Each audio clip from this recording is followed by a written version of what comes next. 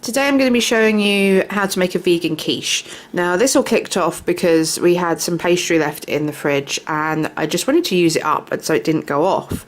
What I'm doing here, rather than rolling it out and trying to get it perfect, I really just want to use up all of this pastry so none of it goes to waste. So I'm tearing bits off, I'm squashing them, and I'm just kind of squishing it all in there patchwork style until I've used up all my pastry and I've got a perfect base on it. I find it a lot quicker and a lot easier because I'm absolutely rubbish at rolling out pastry into a perfect circle or so it fits. So that's the first part of this.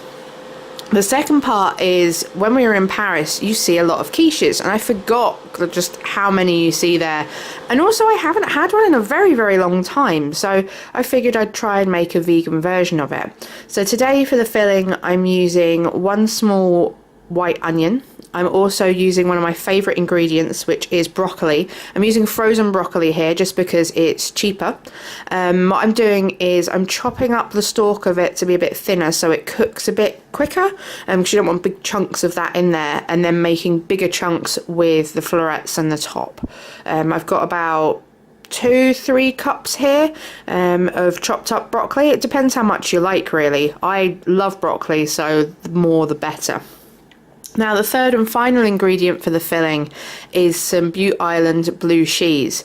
Now we found some in our local Holland and Barrett for just £1. So again, it's been sitting in the fridge. I needed something to use it up before it goes off, and I figured, you know, broccoli and Stilton is a good combination, so why not have a broccoli and blue cheese quiche?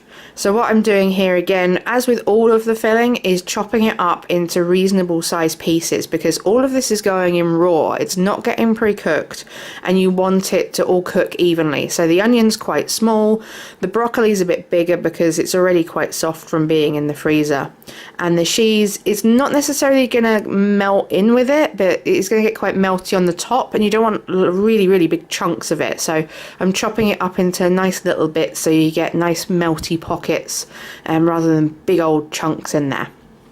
Now for the actual bit that's going to hold it together, like the egg parts, I'm using a block of silken tofu, a teaspoon of black salt and half a teaspoon of turmeric.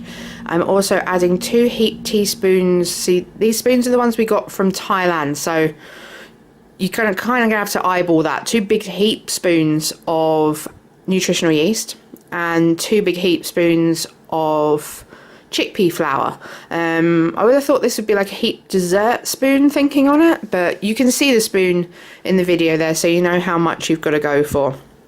Unfortunately, all my blenders are now broken, so I am reduced to using the good old stick blender that refuses to die. So at least one of them isn't dying on me, but you want to blend it until it is smooth. Now it's going to be very thick, as you can see, so you want to get all of that into the case, and you want to smooth it over and make sure that everything's nice and covered. You've not got any kind of dry pockets in there, and you've got it as nice and smooth as possible. Obviously it's full of lumps, so it's going to be a bit lumpy, but you know, just try and smooth the top over as much as you can.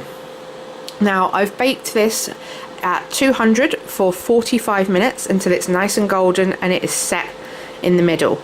Now you want to wait until it's cool to touch or just slightly warm before you try and get it out of the ring, and you want to loosen it with a knife all the way around before you even try it, because otherwise it's just going to rip it apart.